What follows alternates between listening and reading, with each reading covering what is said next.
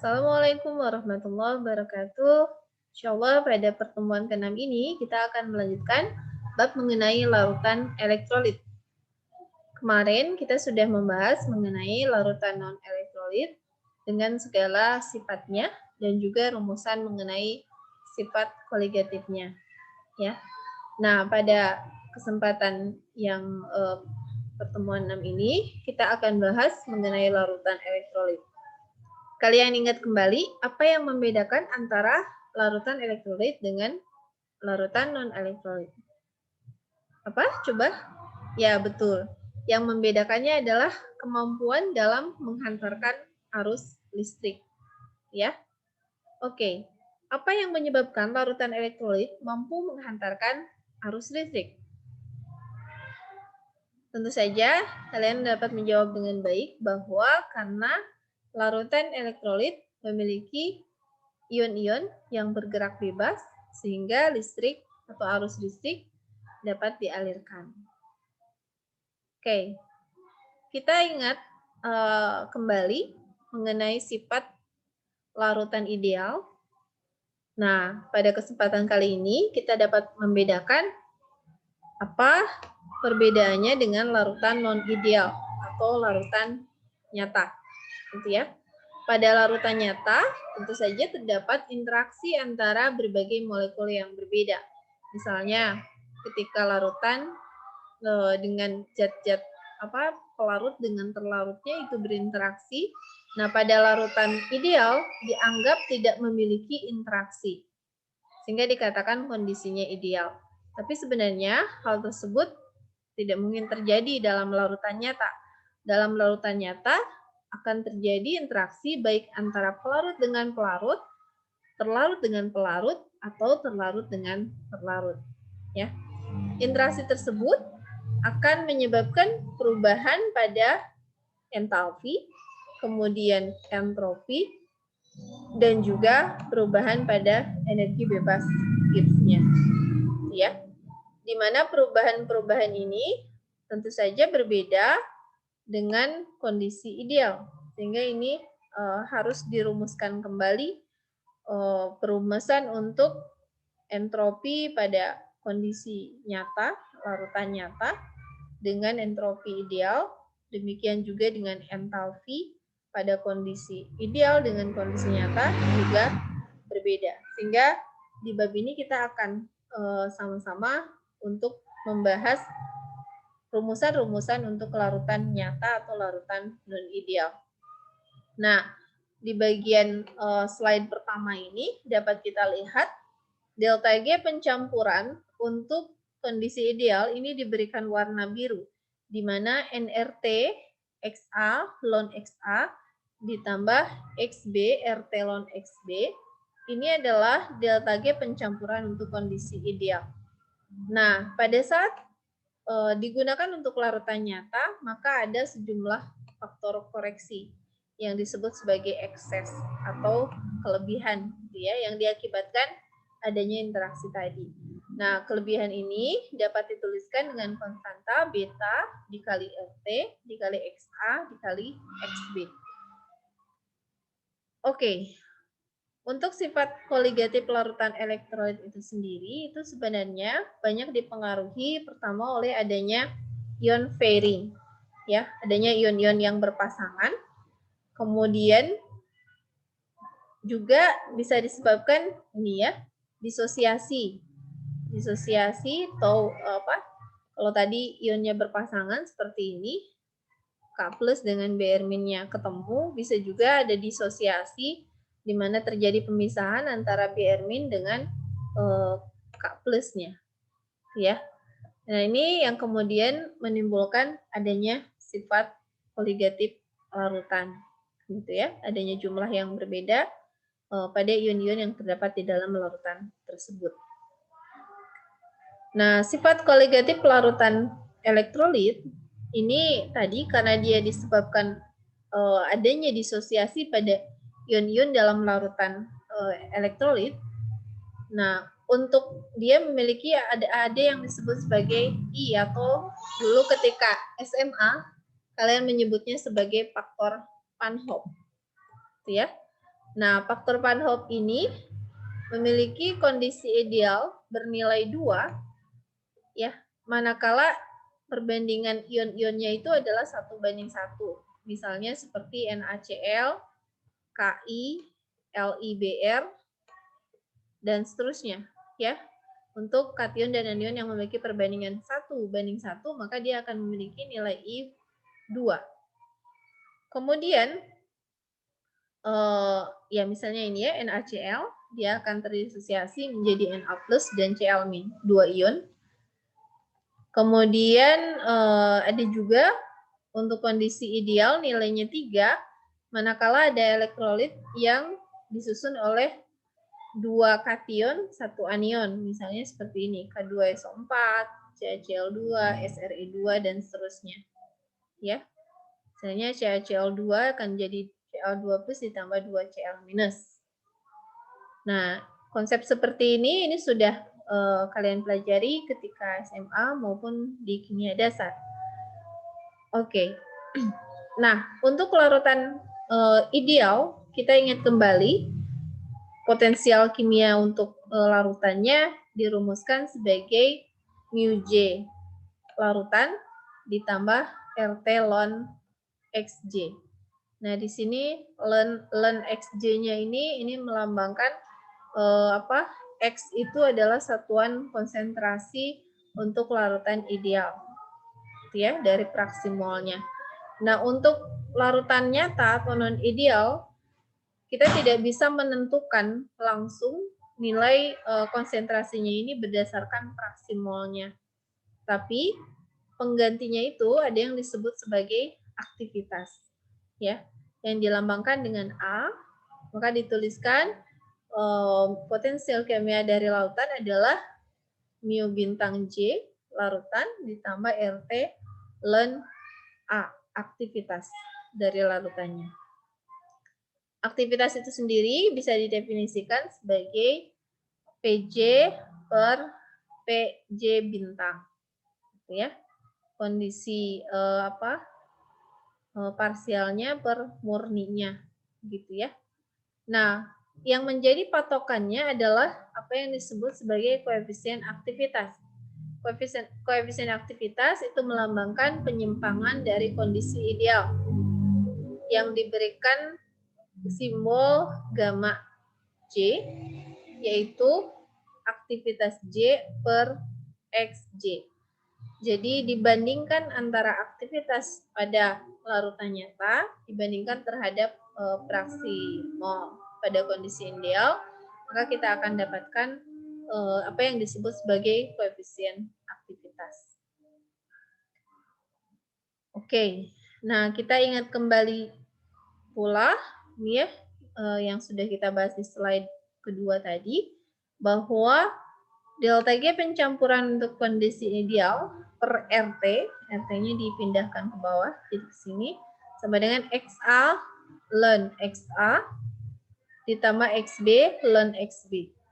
Nah, untuk kondisi larutan non ideal, maka ini akan berubah menjadi delta G pencampuran per RT-nya adalah X1 ln X1 ditambah X2 ln X2 ditambah X1 ln gamma 1 plus X2 ln gamma 2. Tadi di mana gamma itu sendiri adalah koefisien aktivitas untuk larutan non ideal atau larutan nyata. Kita ingat kembali apa yang sudah kita rumuskan di bab sebelumnya untuk sifat koligatif larutan pada larutan ideal, di mana dapat dirumuskan bahwa delta P atau penurunan tekanan uap larutan adalah P bintang 1 min P1 atau sama dengan min X2 dikali P1 bintang. Ya. Negatif di sini menandakan adanya penurunan tekanan uap larutan. X2-nya adalah fraksi mol dari pelarutnya, P1 bintangnya adalah tekanan uap murni dari larutannya. Oke, kemudian untuk delta TB-nya adalah KB kali M2 atau M ya, kemudian delta TF-nya min KF kali M, minus di sini menandakan tadi penurunan, sementara untuk tekanan osmotiknya adalah CRT. Nah, perumusan untuk sifat koligatif larutan elektrolit itu memiliki kemiripan sebenarnya dengan larutan non-elektrolit, hanya ada perbedaan dalam hal adanya disosiasi pada ion-ion yang menyusun larutan elektrolit, ya, sehingga rumusan ini akan mengalami perubahan. Oke, kita lihat satu fenomena yang disebut sebagai the bands, ya. The bands ini terjadi manakala seorang penyelam, gitu ya, dia menyelam ke lautan yang dalam, gitu ya. Kemudian dia muncul ke permukaan dengan tiba-tiba, gitu ya, dengan tiba-tiba, sehingga dia akan mengalami satu luka dalam, gitu ya, luka dalam yang kemudian luka ini disebut sebagai the bands, gitu ya, bisa mengalami pendarahan, pecah pembuluh darahnya, gitu ya, bisa pecah pembuluh darah itu bisa di bagian mana saja ya. Yang paling berbahaya adalah ketika pecah pembuluh darahnya itu terjadi pada bagian kepala gitu ya, atau di otak gitu. Apa yang menyebabkan terjadinya the band atau the great pain ini? Itu karena adanya perbedaan tekanan ya, tekanan ketika dia berada di dalam air di lautan yang dalam dengan tekanan ketika dia muncul di permukaan air, ya, permukaan lautan. Nah, sehingga tentu saja seorang penyelam harus mampu mengkondisikan tubuhnya supaya dia tidak muncul dengan tiba-tiba dari kedalaman yang luar biasa, tiba-tiba dia muncul dengan sangat cepat ke permukaan. Maka dia memerlukan waktu bagi tubuhnya untuk beradaptasi, gitu ya, step by step, perlahan-lahan dari kondisi kedalaman sampai kondisi ke permukaan itu perlu mengkondisikan tubuhnya dulu sehingga tidak perlu dilakukan dengan cepat, ya. Oke, nah konsep ini bisa kita terapkan pada konsep sifat koligatif larutan, gitu ya. Nah, kira-kira cocoknya untuk sifat koligatif larutan yang mana? Coba dipikirkan. Oke, kita bahas terlebih dahulu mengenai kenaikan titik didih larutan untuk larutan elektrolit, gitu ya. Pada kondisi setimbang, mendidih itu artinya adalah ketika tekanan uap antara pelarut di dalam larutannya sama dengan tekanan udara luar, gitu ya. Atau yang gasnya itu sama dengan liquidnya. Atau ya potensial kimia gas sama dengan potensial kimia liquid. Itu kita katakan sebagai mendidih. Maka dapat kita rumuskan mu1 gas sama dengan mu1 liquid. Yaitu sama dengan mu1 bintang liquid plus RT ln A. Nah, muncul di sini apa yang disebut sebagai aktivitas. Nah, dapat kita susun ulang menjadi delta mu1 sama dengan mu1 gas dikurangi mu1 bintang liquid sama dengan RT ln XA. Ya. Kita ingat kembali persamaan dari Gibbs-Helmholtz, gitu ya, yang dibahas juga di penurunan sifat koligatif untuk larutan non-elektrolit, ya, dengan potensial kimianya di mana do delta G per T per do T sama dengan minus delta H per T kuadrat. Jadi ini yang dikatakan sebagai fungsi Gibbs-Helmholtz atau persamaan Gibbs-Helmholtz, ya, di mana delta mu1-nya sama dengan delta G vaporization atau delta G penguapan, ya. Oke, dari kondisi yang tadi kemudian kita integralkan. Integral dari D ln A1 aktivitas 1 sama dengan integral dari 1 menuju A1 per A1 dA1. Sama dengan integral dari delta H vaporization per RT kuadrat dt. Ya. Dapat kita lihat ini asalnya dari persamaan Gibbs-Helmholtz tadi. Sehingga ini akan hasil integralnya adalah ln A sama dengan delta H per R dikalikan 1 per T vaporization dikurangi 1 per T bintang vaporization. Maka menjadi ln A sama dengan negatif delta H vaporization per R dikalikan delta T per T vaporization dikali T bintang vaporization. Dari mana negatif ini muncul?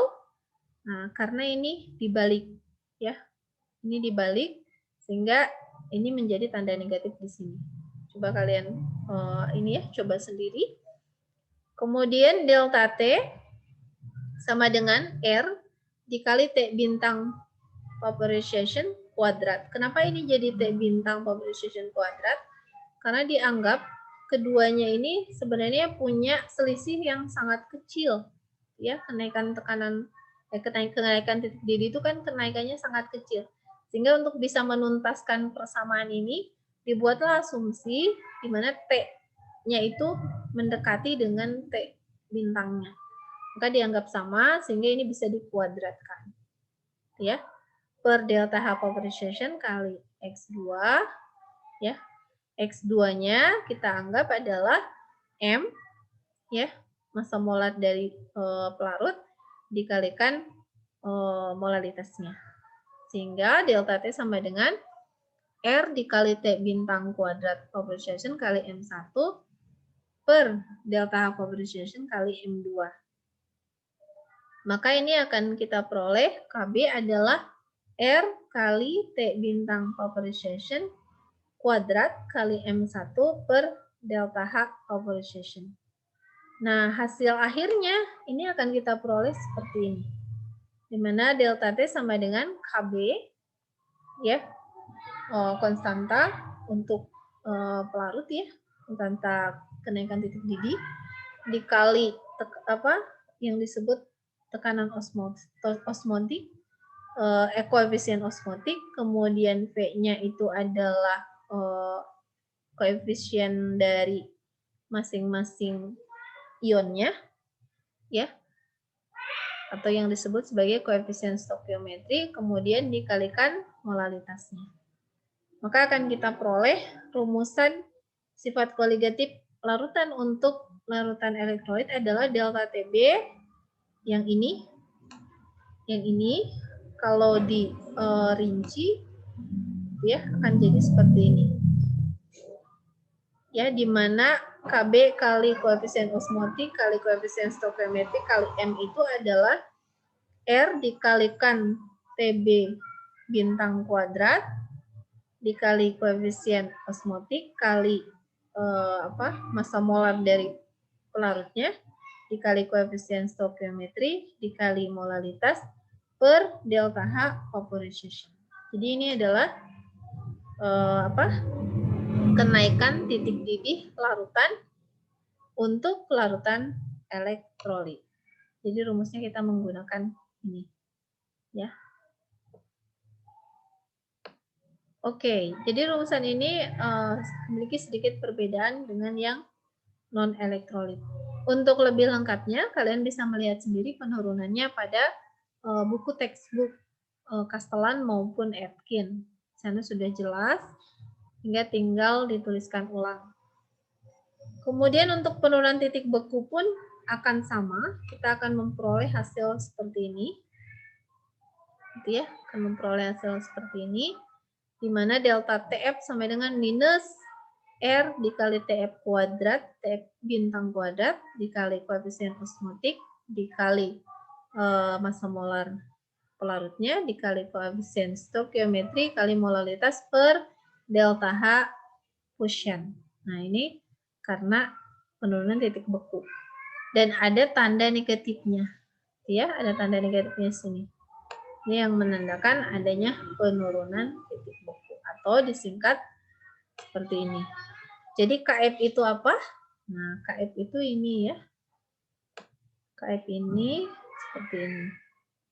KF adalah begitupun dengan yang tadi yang KB. KB pun seperti itu. Oke, tekanan osmotik itu sendiri apa? Nah, kalian bisa lihat ini ada gambar dari sel darah merah yang ditempatkan pada larutan garam. Ya, ada yang mengalami hipertonik, ada yang isotonik, ada yang hipotonik. Nah, kira-kira penyebabnya apa? Ya, kenapa hipertonik? Kenapa bisa isotonik? Kenapa juga bisa hipotonik? Nah, ini penyebabnya adalah konsentrasi dari larutan garamnya. Kira-kira konsentrasinya seperti apa untuk yang menyebabkan hipertonik? Yang isotonik seperti apa konsentrasinya, dan yang hipotonik juga seperti apa? Oke. Nah, tekanan osmotik itu sendiri untuk larutan elektrolit dapat kita rumuskan seperti ini. Ya, di mana tekanan osmotik sama dengan minus RT per P bintang A dikali ln gamma A dikali XA. Ya. Nah, ini banyak hal yang baru. Tekanan osmotik untuk elektrolit ini lebih rumit, atau bisa juga kita menggunakan perumusan yang ini, yang seperti ini, dimana tekanan osmotik sama dengan koefisien osmotik kali RT dikali koefisien stoichiometri dikali mol dari zat I per Na, ya, mol dari pelarutnya, dikalikan ini adalah P ini adalah volume molarnya, volume molar per molnya, ya, dikalikan volume molarnya aja, ya, seperti itu. Oke, barangkali itu yang dapat Ibu sampaikan untuk sifat koligatif larutan elektrolit. Nah, karena larutan elektrolit ini mampu untuk menghantarkan listrik, maka nanti kita akan membahas mengenai bab fenomena kelistrikan atau transfer muatan pada larutan elektrolit pada pertemuan berikutnya. Oke, terima kasih. Ada tugas yang harus dikerjakan mengenai penurunan rumus untuk semua sifat koligatif larutan elektrolit. Terima kasih atas perhatiannya. Tetap semangat, jaga kesehatan. Assalamualaikum warahmatullahi wabarakatuh.